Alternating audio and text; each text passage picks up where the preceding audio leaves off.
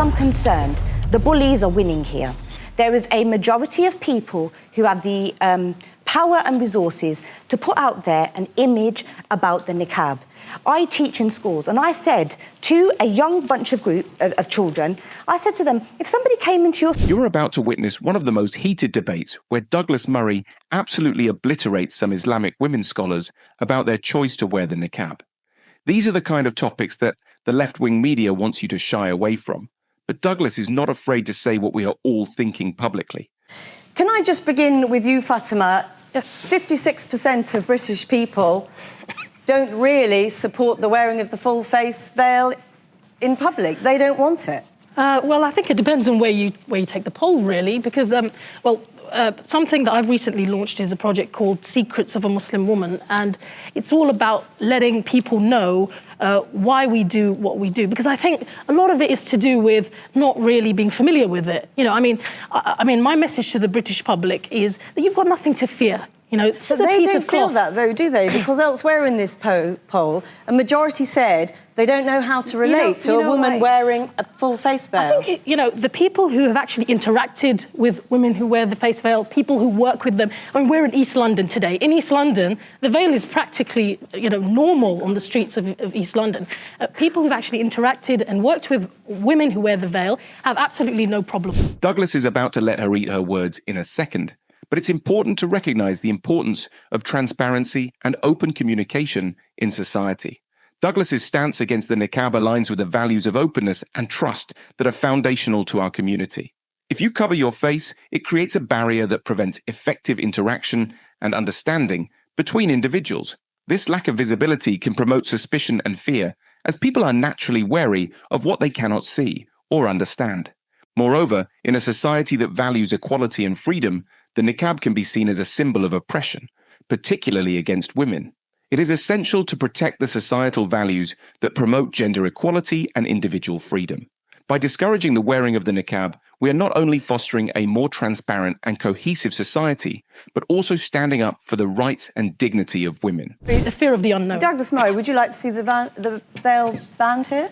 Well, I think, like a majority of British people, I think that it should be banned in public places, particularly places like courtrooms, where it's absolutely imperative that a jury are able to see the faces of people who are accused. As for an overall ban, I think, look, my own opinion is that niqab is highly undesirable. I think that we live in a society where people do show their faces, where huge amounts of our social interaction depend on people showing their faces. I think that it's very difficult to enforce a ban in public places like streets, but it should be certainly a desirable thing to discourage its wearing. To impose a ban, but in principle you'd like to see one because you think in Britain it's unacceptable. In public buildings, in courts, in schools and places like this, absolutely, I think a ban would be very sensible. In streets and so on, I think it's difficult, but it should be society. Douglas is spot on to call for banning the niqab in public places, especially in critical settings like courtrooms and schools. This is a move towards maintaining societal integrity and transparency. In our society, the ability to see and recognise each other is fundamental to building trust and ensuring justice. Covering your face with a niqab disrupts this essential aspect of social interaction and can lead to misunderstandings and mistrust. Also, public institutions such as courts and schools are pillars of our community, where transparency and equality must be upheld. Allowing the niqab in these settings can be dangerous, as it could compromise the fairness of judicial proceedings and the educational environment. While a complete ban on the niqab in all public places might be challenging to enforce, promoting a societal norm that encourages open and visible interactions aligns with our values of honesty, trust, and equality. We have spoken to women who say that they cover their faces because they don't want to incite passions among men. I mean, that is essentially Yasmin's point. Well, look, essentially, I think, that's Yasmin's opinion. No, it's not my opinion. Yes, it is. It is your opinion. Ask the Taliban. Ask Taliban why they're imposing. Yasmin, I'm really sorry. Maybe you haven't really met women in the niqab. I would like to invite you out to my house. You can see my face. We can sit together. We can have a laugh. Yes, but and then I think it will change your opinion. Douglas can come to your house and see your face, though, could he?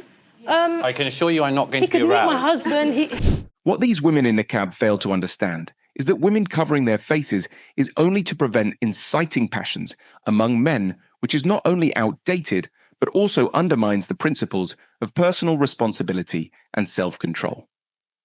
We live in a society that values equality and open communication.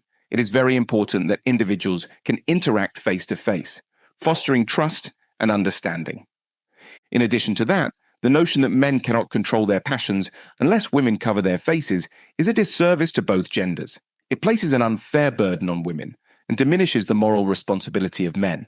By supporting a ban on the niqab in public places, we are advocating for a society where individuals are judged by their character and actions, not by their appearance.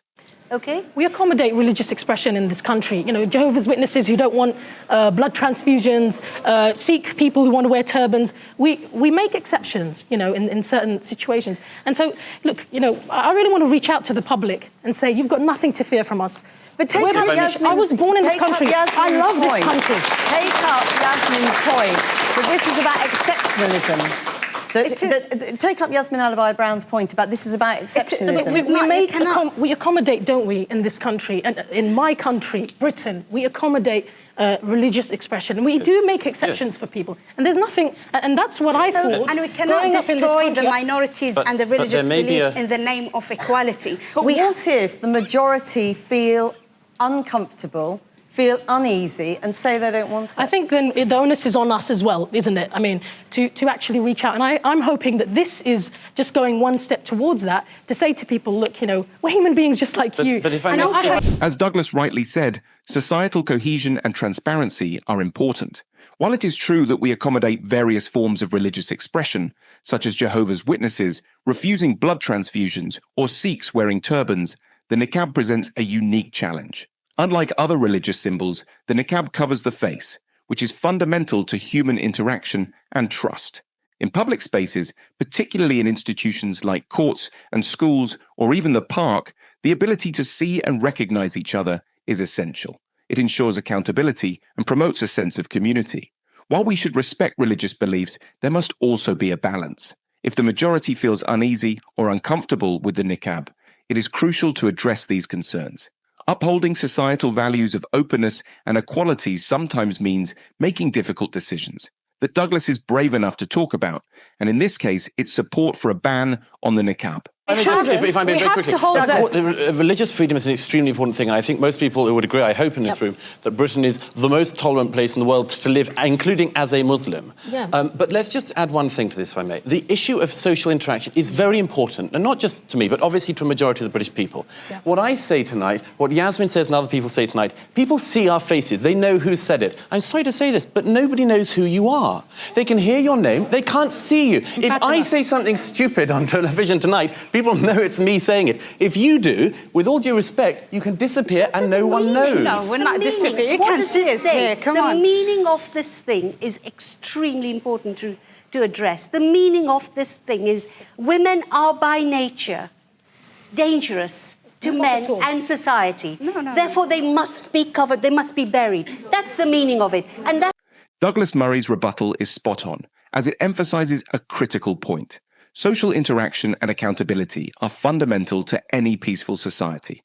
In Britain, where transparency and open communication are valued, the niqab then poses a significant barrier. When we speak or act in public, our faces and identities are visible, ensuring that we are accountable for our words and actions. This transparency promotes trust and mutual respect. Finally, Douglas offers us the only solution possible at this moment, and a horrifying example of the consequences that await us if we don't act. The idea that women must be covered from head to toe to prevent them from being dangerous to men is deeply troubling. It not only undermines the dignity of women, but also suggests that men lack the self-control to interact with women respectfully. This ideology is not only outdated, but also incompatible with the values of equality and personal responsibility. What are your thoughts on what Douglas has to say in this debate? Be sure to like, subscribe, and let us know in the comment section what your thoughts are. See you in the next video.